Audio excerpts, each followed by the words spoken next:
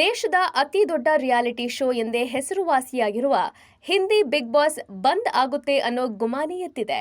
Big ಬಾಸ್ಗೆ ಇಷ್ಟೊಂದು ಕೀರ್ತಿ ಬರಲು ಪ್ರಮುಖ ಕಾರಣ ಅಂದ್ರೆ ಅದು ಬಾಲಿವುಡ್ನ ಭಾಯಿಜಾನ್ ಸಲ್ಮಾನ್ ಖಾನ್. ಹೌದು, ಸಲ್ಲು ಭಾಯ್ ಹೋಸ್ಟ್ ಮಾಡ್ತಿರೋದ್ರಿಂದ ಹಿಂದಿ ಬಿಗ್ ಬಾಸ್ನ ಪ್ರಸಿದ್ಧತೆ ಹೆಚ್ಚಾಗಿತ್ತು.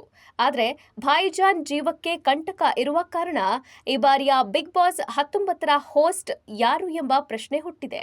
ಕೆಲವೇ ತಿಂಗಳ ಹಿಂದೆ ಸಲ್ಲು ಆಪ್ತ ಬಾಬು ಸಿದ್ದಿಕ್ರನ್ನ ಗುಂಡು ಹಾರಿಸಿ ಕೊಲ್ಲಲಾಗಿತ್ತು. ಅದಲ್ಲದೆ ಹರಿಣವನ್ನ ಕೊಂದ ಆರೋಪದ ಕಾರಣ ಲಾರೆನ್ಸ್ ಬಿಷ್ಣೋಯಿ ಗುಂಪು ಆಗಾಗ ಕೊಲ್ಲುವ ಬೆದರಿಕೆ ಹಾಕ್ತಿದೆ. ಈಗ ಮತ್ತೆ ಭಾಯಿಜಾನ್ಗೆ ಜೀವ ಬೆದರಿಕೆ ಬಂದಿದೆ.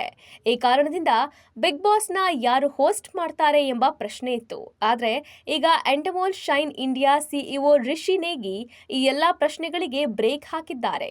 ಕಾರ್ಯಕ್ರಮದಲ್ಲಿ ಯಾವುದೇ ಬದಲಾವಣೆ ಇರೋದಿಲ್ಲ. ಸಲ್ಮಾನ್ಗೆ ಹೆಚ್ಚಿನ ಭದ್ರತೆ ಒದಗಿಸಿ ಶೋ ನಡೆಸಲಾಗುವುದು ಮತ್ತು ಹೊರಗಿನ ಜನರಿಗೆ ಅನುಮತಿ ನೀಡೋದಿಲ್ಲ ಅಂತ ಹೇಳಿದ್ದಾರೆ. ಇದು ಹಿಂದಿ ಬಿಗ್ ಬಾಸ್ ಹಾಗೂ ಸಲ್ಲು ಅಭಿಮಾನಿಗಳಲ್ಲಿ ಸಂತಸ ತಂದಿದೆ.